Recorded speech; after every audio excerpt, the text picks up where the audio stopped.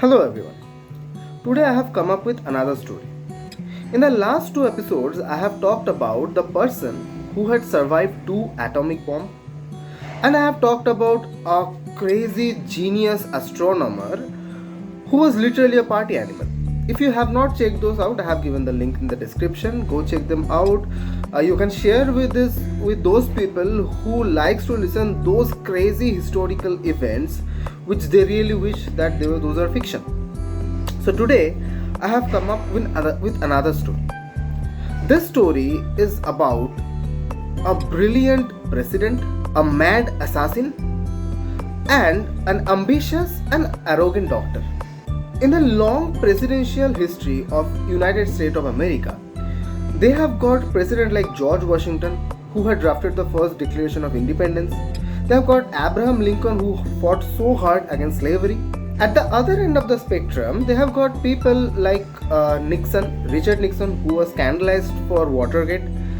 They have got Donald Trump, about whom the lesser we speak, the better it is. But this story is about a great president who was not only a great president, he was a brilliant human being, he was a great scholar, and who has shaped our medical history even unwillingly, indirectly. So, this is the story of President James A. Garfield. Now, James A. Garfield has come from a very, very poor background. He had lost his father even before he was 2 years old. In his first year of college, to survive, he had to do janitor's job and carpenter job. And even after that, in the second year of college, he had been declared the assistant professor in two different subjects in that same college. At his 26 years age, he had been declared the president of that same college. And not only that, he was the first person who had mathematically proven the Pythagorean theorem. You know the Pythagorean theorem, that right angular triangle a square plus b square is equals to c square. He was the first person who has mathematically proven it. Now you can understand that Garfield was a brilliant person and everyone was rooting for his bright future. And here's the bright future he got. In 1861, he became the 20th president of United States of America. It was running very smoothly, but then enters the second character of our story, Charles Gatto. Now, Charles Gatto was a good for nothing person who had tried and tasted and failed in many aspects, both in his personal life and his professional life. He had tried to practice law, practice theology. Even at that point, he had tried to become the member of the free love community in USA. And he felt so miserably there that the women there in the free love community had started to call them not Charles Gatto, rather to Charles Get Out. So you can understand he was not a very eligible person to do many jobs. And at this point of time, you have to understand that anybody and everybody in United States, without even having a qualification, can just walk in White House and ask for an office position. Charles Gatto went inside the cabinet and asked them that he is the most suitable person. This good for nothing fellow, he is the most suitable person to be appointed as a diplomatic official in France from US. And of course, they had rejected his plea repeatedly, and finally he got to meet President Garfield. And even after Garfield listening to his demand very politely, he also rejected it very politely. Now this rejection Gatto took very seriously. He took it so seriously that later he told that he has got a message from God that he need to kill the president. He need to kill Garfield. So what did he do for the next 2 months? He followed Garfield like a shadow. He tried to chalk out where he was going, what he was doing, what's his daily schedule. And finally, the fateful day arrived. On July 1881, Garfield was waiting for his train in the Baltimore station. And so was Gatto. Gatto was silently waiting there, waiting for the train to come. And the moment the train came, Gatto pulled out his gun and shot the president twice. The first shot hit on his shoulder, the second shot hit on his back. Garfield immediately fell down on the station, and immediately 12 doctors came to his rescue. And they started to do the initial treatment. Now, this is where the series of events took a very sharp and dark turn. They were trying to treat his wound, they are trying to probe the bullet, but all they were doing this on a germ bacteria infested station floor, and with their unsanitized hand as well as unsanitized equipments. Now, if I tell you this story right now, you will be saying, what kind of insane people are they? But you have to understand something. At that point, there was a miasma theory. Miasma theory says that every single infection or something is caused by bad air, not by any germ, because germ theory was not there at that point. Though just before 1 year, Joseph Lister, the person first demonstrated the use of antiseptic to treat the wound of wounded soldier, has first given the demonstration just 1 year back. And this was not the age of internet, that whenever something is happening somewhere else in the world, immediately people will get to know. So at that point of time, the prominent theory was this miasma theory. At that point of time, somebody would have told them that there are some invisible small things which are floating in the air, which you cannot see, and those are able to kill you. It would be as crazy to them if somebody is telling you right now that there is an invisible ghost or alien just standing beside you who is able to kill you. So no, nobody was bothered about any kind of sanitization, any kind of sterilization. They started to treat him right there.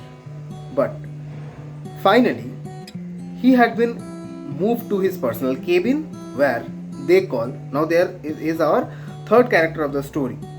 They called Dr. Wilbert Bliss. Now, Wilbert Bliss was a very seasoned doctor. He was treating VIPs like president, oval officials, and he was not a very great believer of germ theory. So what did he do? He tried to poke with those rubbery gloves which were not unsanitized, with bare hands for the bullets, and he was making Garfield's condition even worse. They knew that there is a bullet which is lodged in his body, but they were not being able to find it. A person, an intern, even got such an extent that he suggested that they should hang Garfield upside down from a tree so that the bullet will fall off from his mouth. You can understand how insane the imagination was. Garfield was suffering from severe fever at that point. He was not able to eat anything. He was having gangrene, sepsis, all those things, but doctors were not being helped him at all. So at that point of time, Dr. Bliss gave an advertisement on a newspaper saying that he needed the help of anybody who can detect the bullet. Now here comes the fourth character of our story. You know Alexander Graham Bell? Yes, the person who has first discovered telephone. After seeing this advertisement, he immediately telegrammed this Dr. Bliss, and he told that he has an equipment which will be able to detect this bullet. He came here with his equipment, the metal detector.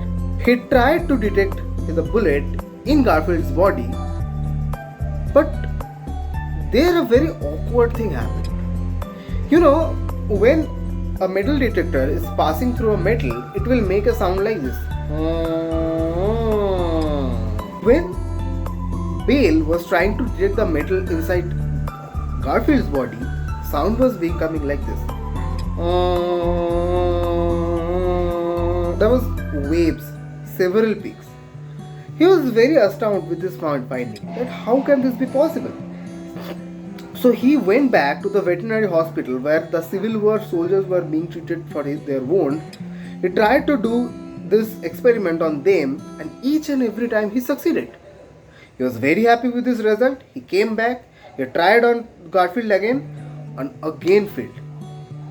At that point of time, he became so frustrated, Bale became so frustrated with this invention, he just threw this project away, he just declared.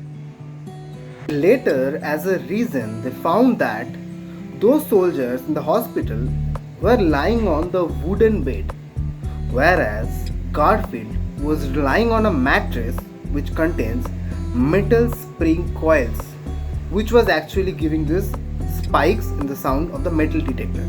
Now at this point of time, Garfield's condition has been severely decreased. Like he was barely hanging by the thread of life. And also, nobody was there to help him because they were still trying to do the same way of treatment. Although some young doctors, some clinicians, some surgeons were telling Bliss that this is not the way to treat people, because there was already a theory which was in the air that there are something in the air, those are called microorganisms or germs which can infect them. But Bliss, being Bliss, the arrogant doctor, was never ready to accept this. He kept treating him, and after 80 days of this hard-fought battle against death, James Andrew Garfield finally succumbed to it. Yes, he died. This is a tragic tale of the death of President Garfield. Though the clinicians, the senior clinicians, particularly Bliss, were never ready to accept that he has died for anything other than a bullet wound, and this is what is written on his death certificate, died from the bullet wound. But after this incident, the entire medical community changed. It became an unspoken law that no surgery will take place without proper sanitation. So this is the way how the death of this great man shaped the medical history. And what about Cato? What about the assassin? This insane person, as his last sentence, told those words which made very much sense. He said that, yes, I have shot the president, but it was his physicians who killed him, which is very much true. So guys, this is today's story, how the attempt of assassination on a president had actually shaped our medical history. If you guys like this, please do like, share and subscribe. This will actually encourage me to read about this story, to tell you more about the stories.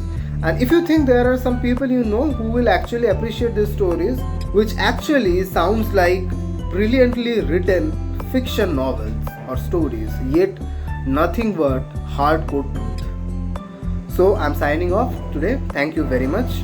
Bye bye.